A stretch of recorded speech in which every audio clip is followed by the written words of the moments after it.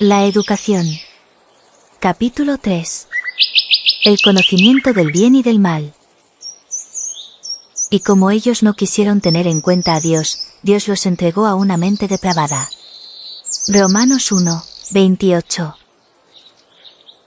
Aunque creados inocentes y santos, nuestros primeros padres no fueron puestos fuera de la posibilidad de obrar mal. Dios podía haberlos creado de modo que no pudieran desobedecer sus requerimientos, pero en ese caso su carácter no se habría desarrollado, su servicio no hubiera sido voluntario, sino forzado. Les dio, por lo tanto, la facultad de escoger, de someterse o no a la obediencia. Y antes de que ellos recibieran en su plenitud las bendiciones que Él deseaba impartirles, debían ser probados su amor y su lealtad. En el huerto del Edén se hallaba el árbol de la ciencia del bien y del mal. Y mandó Jehová Dios al hombre, diciendo: de todo árbol del huerto podrás comer, pero del árbol del conocimiento del bien y del mal no comerás, porque el día que de él comieres, ciertamente morirás. Génesis 2, 9, 16 y 17. Dios quería que Adán y Eva no conocieran el mal. El conocimiento del mal, del pecado y sus resultados, del trabajo agotador, de la preocupación ansiosa, del descorazonamiento y la pena, del dolor y la muerte, les fue evitado por amor. Mientras Dios buscaba el bien del hombre, Satanás buscaba su ruina. Cuando Eva, al desobedecer la advertencia del Señor en cuanto al árbol prohibido, se atrevió a acercarse a él, se puso en contacto con el enemigo. Tan pronto se despertaron su interés y su curiosidad, Satanás procedió a negar la palabra de Dios, y a insinuar desconfianza en su sabiduría y bondad. A la declaración de la mujer con respecto al árbol de la ciencia, dijo Dios: no comeréis de él, ni le tocaréis, para que no muráis. El tentador respondió: no moriréis, sino que sabe Dios que el día que comáis de él, serán abiertos vuestros ojos, y seréis como Dios, conocedores del bien y el mal. Génesis 3, 3 al 5. Satanás deseaba hacer creer que este conocimiento del bien mezclado con el mal sería una bendición, y que al prohibirles que comieran del fruto del árbol Dios los privaba de un gran bien. Arguía que Dios les había prohibido probarlo a causa de las maravillosas propiedades que tenía para impartir sabiduría y poder, que de ese modo trataba de impedir que alcanzaran un desarrollo más noble y encontraran mayor felicidad. Declaró que él había comido del fruto prohibido y que el resultado había sido la adquisición de la facultad de hablar, y que si ellos también comían de ese árbol alcanzarían una esfera más elevada de existencia, y entrarían en un campo más vasto de conocimiento. Aunque Satanás decía haber recibido mucho bien por haber comido del fruto prohibido, ocultó el hecho de que a causa de la transgresión había sido arrojado del cielo. Esa mentira estaba tan escondida bajo una apariencia de verdad, que Eva, infatuada, halagada y hechizada, no se percató del engaño. Codició el fruto que Dios había prohibido, desconfió de su sabiduría. Echó a un lado la fe, la llave del conocimiento. Cuando Eva vio que el árbol era bueno para comer, y que era agradable a los ojos, y deseable para alcanzar la sabiduría, tomó de su fruto, y comió. Era de sabor agradable, y a medida que comía, le parecía sentir un poder vivificador y se imaginó que penetraba en un estado superior de existencia. Una vez que hubo pecado, se transformó en tentadora de su esposo, el cual comió así como ella. Génesis 3, 6. Serán abiertos vuestros ojos, había dicho el enemigo, y seréis como Dios, conocedores del bien y el mal. Génesis 3, 5. Fueron abiertos ciertamente sus ojos, pero cuán triste fue esa abertura. Todo lo que ganaron los transgresores fue el conocimiento del mal, la maldición del pecado. En la fruta no había nada venenoso y el pecado no consistía meramente en ceder al apetito.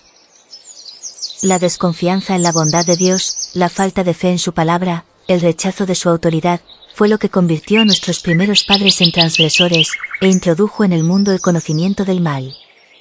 Eso fue lo que abrió la puerta a toda clase de mentiras y errores. El hombre perdió todo porque prefirió oír al engañador en vez de escuchar a aquel que es la verdad, el único que tiene entendimiento.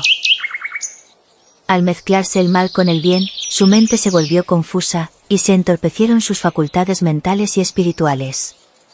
Ya no pudo apreciar el bien que Dios le había otorgado tan generosamente. Adán y Eva habían escogido el conocimiento del mal, y si alguna vez habían de recobrar la posición perdida, tenían que hacerlo en las condiciones desfavorables que ellos mismos habían provocado. Ya no habían de morar en el Edén, porque éste, en su perfección, no podía enseñarles las lecciones que les eran esenciales desde entonces. Con indescriptible tristeza se despidieron del hermoso lugar, y fueron a vivir en la tierra, sobre la cual descansaba la maldición del pecado. Dios había dicho a Adán: por cuanto obedeciste a la voz de tu mujer y comiste del árbol de que te mandé diciendo, no comerás de él, maldita será la tierra por tu causa, con dolor comerás de ella todos los días de tu vida, espinos y cardos te producirá y comerás plantas del campo. Con el sudor de tu rostro comerás el pan, hasta que vuelvas a la tierra, porque de ella fuiste tomado, pues polvo eres y al polvo volverás. Génesis 3, 17 al 19. Aunque la tierra estaba condenada por la maldición, la naturaleza debía seguir siendo el libro de texto del hombre. Ya no podía representar bondad solamente, porque el mal estaba presente en todas partes y arruinaba la tierra, el mar y el aire con su contacto contaminador. Donde antes había estado escrito únicamente el carácter de Dios, el conocimiento del bien, ahora estaba también escrito el carácter de Satanás, el conocimiento del mal. El hombre debía recibir amonestaciones de la naturaleza, que ahora revelaba el conocimiento del bien y del mal, referentes a los resultados del pecado. En las flores marchitadas y la caída de las hojas, Adán y su compañera vieron los primeros signos de decadencia. Fue presentada con vividez ante su mente la dura realidad de que todo ser viviente debía morir. Hasta el aire, del cual dependía su vida, llevaba los gérmenes de la muerte. También se les recordaba continuamente la pérdida de su dominio. Adán había sido rey de los seres inferiores, y mientras permaneció fiel a Dios, toda la naturaleza reconoció su gobierno, pero cuando pecó, perdió su derecho al dominio.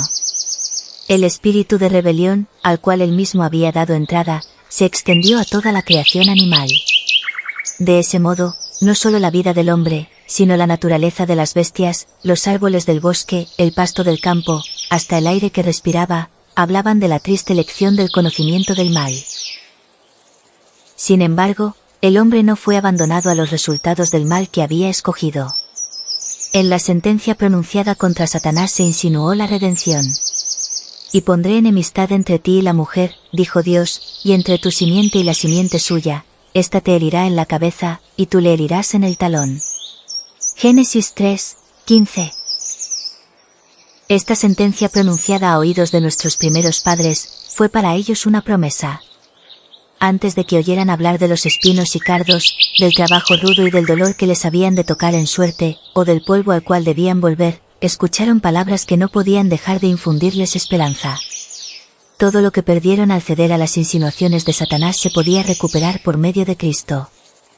La naturaleza nos repite también esta indicación. Aunque está manchada por el pecado, no solo habla de la creación, sino también de la redención.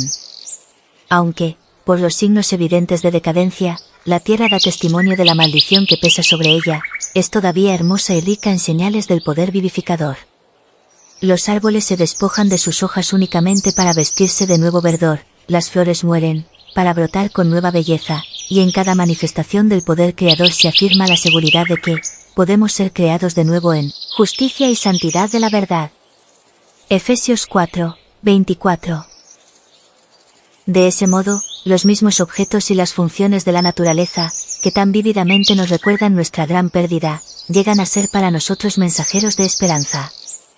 Donde quiera que llegue la maldad, se oye la voz de nuestro Padre que muestra a sus hijos, por sus resultados, la naturaleza del pecado, los aconseja a abandonar el mal, y los invita a recibir el bien.